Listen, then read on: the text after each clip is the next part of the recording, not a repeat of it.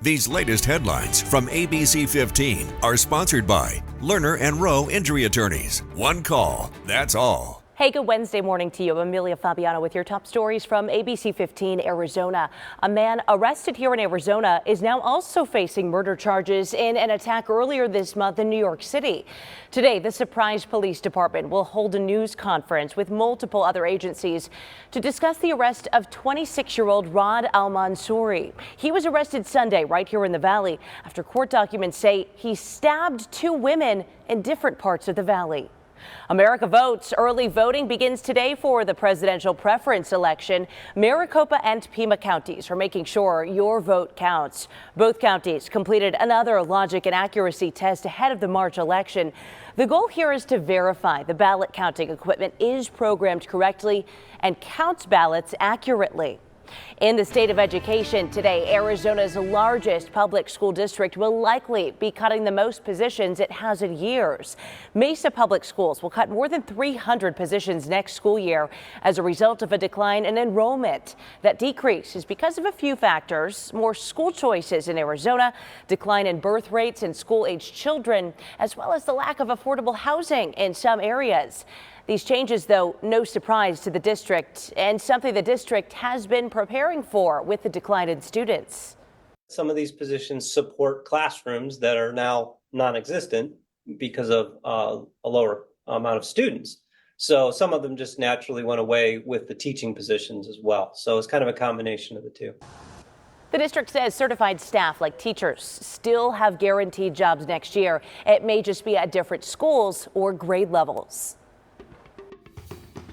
As the mother of 5 boys, 17, 16, 13, 9, and 8. Debbie Johnson wanted to keep her kids active and, most importantly, safe. I knew of the Boys and Girls Club, but I didn't even think about, should we pursue or check them out or not, until I was desperate for somebody to help me with the boys. The club helped Debbie as a busy working parent, but it also made a lasting impact on her sons. They didn't even want to leave at 8 o'clock. Sometimes I'm like, we gotta go.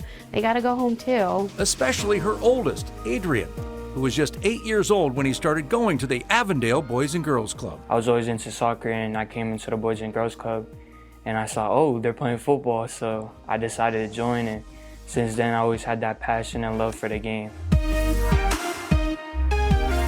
Adrian's passion for the game grew, in part due to the dedication he saw and felt from his flag football coaches. Financially, physically, spiritually, whatever it is, they're trying to help us, so they were just trying to look out for somebody's kids like their own. Playing different sports for the club taught Adrian discipline and leadership skills. Football, basketball, whatever sport it was, I learned that it takes discipline not to get mad, just to keep going, because getting mad isn't going to do nothing for you but destroy you. So I took that into my experience, and with 4 younger brothers, I have to set the tone.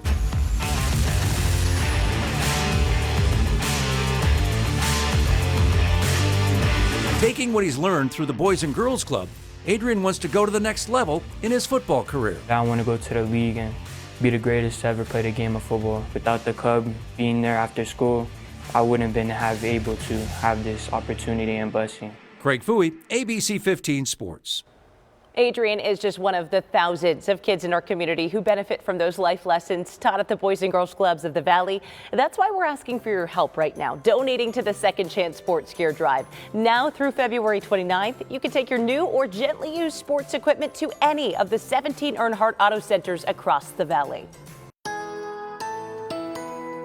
Time now for that most accurate forecast. I'm meteorologist Iris Hermosillo. Much cooler today, stronger winds too, and we've got rain and snow chances as the storm system moves in. That high only 72 in Phoenix, which is right at the average for this time of year, but about 10 degrees cooler than it was yesterday. Highs fall back into the 40s to 50s across northern Arizona. That storm brings a very slight chance of a few spotty showers to the valley today, likely mid-morning into the afternoon. It's going to be very light rain if we get anything that's measurable. Most spots will likely stay dry. Now in the high country, we'll see a rain-snow mix. Snow levels at around 6,500 feet, maybe up to a half an inch of snow in spots like Flagstaff, but it's going to be very minimal when it comes to that snow accumulation. Our temperatures will be much cooler. Winds will get stronger too, especially in northeast Arizona, where gusts could be as high as 50 miles an hour. That high 72 today, then we quickly warm behind the storm system back into the 80s Friday through the weekend, but another storm is on the way, and that'll bring better rain chances again Monday night into Tuesday. More snow up north too.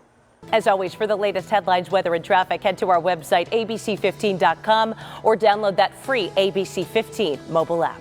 These latest headlines from ABC 15 are sponsored by Lerner and Rowe Injury Attorneys. One call, that's all.